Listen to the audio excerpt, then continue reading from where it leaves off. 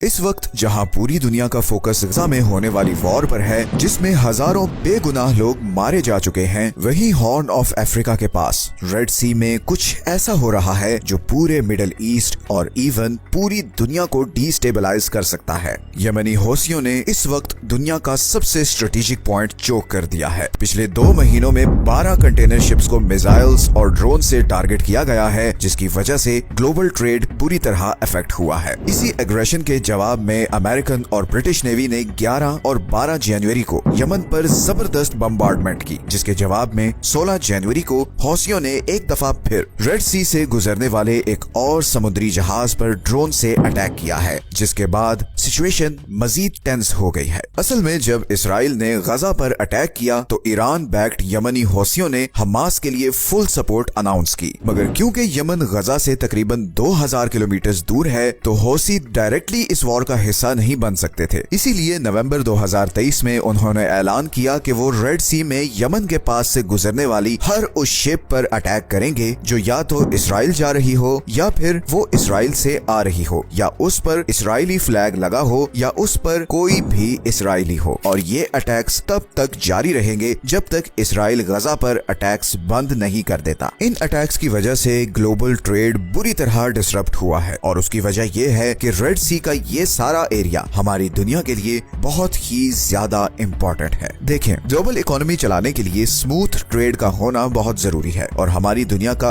80% trade समुद्रों के जरिए होता है, और इन्हीं समुद्रों में से एक ये रेड सी है जो 21वीं सदी का सबसे हॉट और डेंजरस जियोपॉलिटिकल एरिया है, क्योंकि यहाँ पे 2 चोक पॉइंट्स हैं। एक ये इजिप्ट के पास सुएज कैनाल है, और दूसरा ये यमन के पास बाब अल मंदेब स्ट्रेट है। 28 किलोमीटर की ये पतली सी जगह जहाँ पर मिडिल ईस्ट और एशिया से आने वाले समुद्री जहाज इंडियन ओशन को क्रॉस करते हुए रेड सी में एंटर होते हैं, और फिर सुएज कैनाल को क्रॉस करके मेडिटेरेनियन सी में निकल जाते हैं, और वहाँ से फिर वो यूरोप और अमेरिका तक पहुँचते हैं। तो बेसिकली एशिया और मिडिल ईस्ट को यूरोप से कनेक्ट करने का ये सबसे शॉर्टेस्ट रूट है। पूरी दुनिया की 10% ऑयल और 6% नेचुरल गैस की सप्लाई इसी 28 किलोमीटर के चोक पॉइंट से गुजरती है, और ये सारी गैस और ऑयल इधर पर्शियन गल्फ कंट्री से स्ट्रेट ऑफ हॉर्मोज क्रॉस करके आती है। 2022 के स्टैटिस्टिक्स के मुताबिक पूरे यूरोप की 20% ऑयल इंपोर्ट और 24% गैस इंपोर्ट इसी बाब अल मंदेब स्ट्रेट से गुजरती है। और सिर्फ ऑयल और गैस ही नहीं, बल्कि एशिया और यूरोप का सारा ट्रेड भी इसी रास्ते से कनेक्टेड है। चाइना की 30% मैन्युफैक्चरिंग एक्सपोर्ट्स इसी बाब अल मंदेब स्ट्रेट से होते हुए यूरोप और नॉर्थ अमेरिका को जाती है। तो अगर ये रूट किसी भी वजह से ब्लॉक हो जाए तो ग्लोबल इकोनॉमी कोलैप्स कर सकती है, क्योंकि इसका ऑल्टरनेट सिर्फ एक और रूट है, और वो है पूरे अफ्रीकन कॉन्टिनेंट को क्रॉस करके। सुएज कैनाल के बनाने से पहले कंटेनर शिप्स यही रूट यूज करती थी, मगर ये रूट सुएज कैनाल वाले रूट से 7400 किलोमीटर लंबा है, जिसकी वजह से एक्स्ट्रा फ्यूल कॉस्ट आती है, और इसीलिए यमनी हौसियों के अटैक के बाद इन शिपिंग कंपनीज को मिलियंस ऑफ डॉलर्स का नुकसान हो रहा है। अभी तक हौसियों ने यहाँ पर मिसाइल्स और ड्रोन से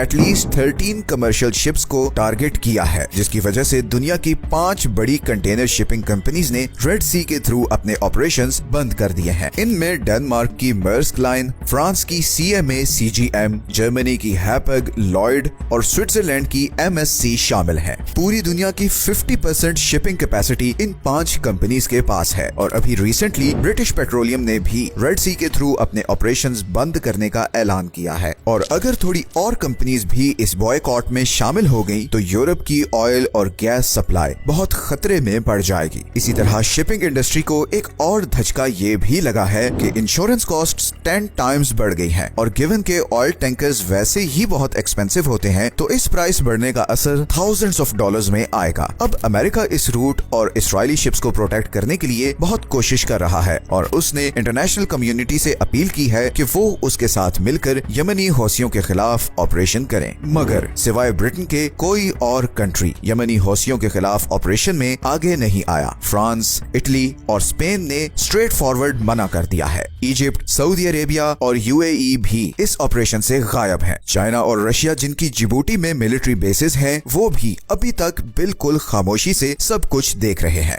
असल में पॉलिटिकल डिफरेंसेस तो एक तरफ, मगर इस न्यूट्रलिटी की एक और बहुत बड़ी वजह भी है, और वो है हौसी ड्रोन्स को रोकने की हाई कॉस्ट। वेस्टर्न नेवी के वेपन्स इतने महंगे हैं कि उनसे ये छोटे छोटे ड्रोन्स गिराना लिटरली वर्थ इट ही नहीं। मैं आपको एग्जांपल से समझाता हूँ। अभी रिसेंटली फ्रांस ने यमन का शाद ड्रोन गिराने के लिए Aster 15 surface to air missile use किया है। अब इस फ्रेश मिसाइल की कॉस्ट $1 मिलियन है, जबकि यमनी ड्रोन की कॉस्ट सिर्फ $20,000 है। मतलब $1 मिलियन का मिसाइल मार के $20,000 का ड्रोन तबाह करना किसी भी तरह से जस्टिफाइड नहीं। लेकिन दूसरी तरफ अगर ये शिप्स तबाह होती हैं तो वो भी मिलियंस ऑफ डॉलर्स का नुकसान है। तो हौसियों के लिए विन विन सिचुएशन है। इसी तरह हौसीज के पास दो और भी बहुत जबरदस्त हथियार हैं। एक तो 1400 किलोमीटर की रेंज वाले बैलिस्टिक मिसाइल्स जो जमीन में इस रेंज के अंदर हर चीज को टारगेट कर सकते हैं, और दूसरा 40 से 800 किलोमीटर की रेंज वाले एंटी शिप क्रूज मिसाइल्स जो किसी भी शिप को बहुत ही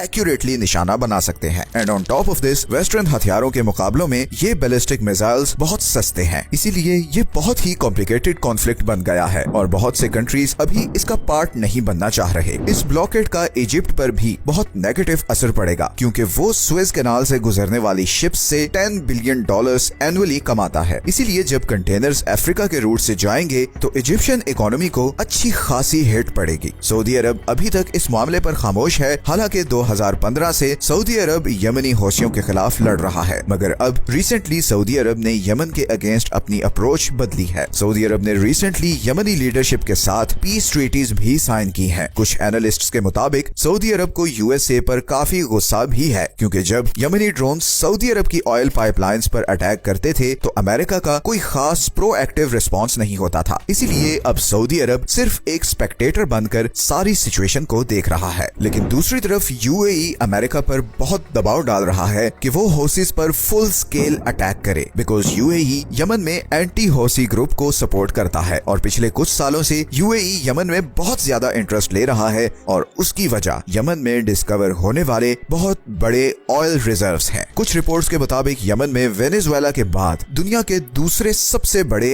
अनटैप्ड ऑयल के रिजर्व्स हैं, और बहुत से अरब कंट्रीज नहीं चाहते कि उन रिजर्व्स का कंट्रोल हौसियों के हाथ में हो। यमनी इकोनॉमिस्ट हसन अली के मुताबिक सऊदी अरब ने यूएसए के साथ एक सीक्रेट एग्रीमेंट कर रखा है, जिसकी वजह से पिछले 30 सालों से यमन को इन ऑयल रिजर्व्स को यूटिलाइज करने से रोक कर रखा गया है। इंटरनेशनल ड्रिलिंग कंपनीज की रिसर्च के मुताबिक यमन के पास पूरे पर्शियन गल्फ से ज्यादा ऑयल के रिजर्व्स हैं। इसी तरह जनवरी 2013 में स्काई न्यूज ने रिपोर्ट किया कि यमन के पास पूरी दुनिया के 34% ऑयल के रिजर्व्स हैं, और ये सब अल जौफ प्रोविंस में है। अगर इन रिजर्व्स को यूटिलाइज किया जाए तो सऊदी अरब की ऑयल एक्सपोर्ट को बहुत बड़ा डेंट पड़ सकता है, और इसीलिए यमनी ये महसूस करते हैं कि सऊदी अरब यमन की करंट सिचुएशन में सबसे बड़ा कसूरवार है, क्योंकि उसने अपने फायदे के लिए यमन में सिविल वॉर को प्रमोट किया। लेकिन यमनियों में अब बहुत अवेयरनेस आ चुकी है। पूरी दुनिया ने उन्हें बहुत साल इग्नोर किया है, मगर अब वो मामलात को अपने हाथ में ले रहे हैं। सिर्फ चंद दिनों में बहुत सी वर्ल्ड पावर्स के हाथ पांव फूल चुके हैं, और अभी तो हौसियों ने ये भी थ्रेट किया है कि अगर इसराइल ने गजा वॉर बंद नहीं की तो वो रेड सी से गुजरने वाली सारी इंटरनेट केबल्स उड़ा देंगे, जिसके बाद एशिया और मिडिल ईस्ट की इंटरनेट कनेक्टिविटी खत्म हो जाएगी। इसीलिए मैंने वीडियो के शुरू में कहा था कि यमन दुनिया के इतने इंपॉर्टेंट पॉइंट पर है कि यहाँ होने वाली एक्टिविटीज पूरे मिडिल ईस्ट और इवन पूरी दुनिया को डिस्टेबलाइज कर सकती हैं। 2024 बहुत सी चेंजेस लाने वाला है। अभी ईरान और पाकिस्तान के बीच भी जो तनाव क्रिएट हुआ है,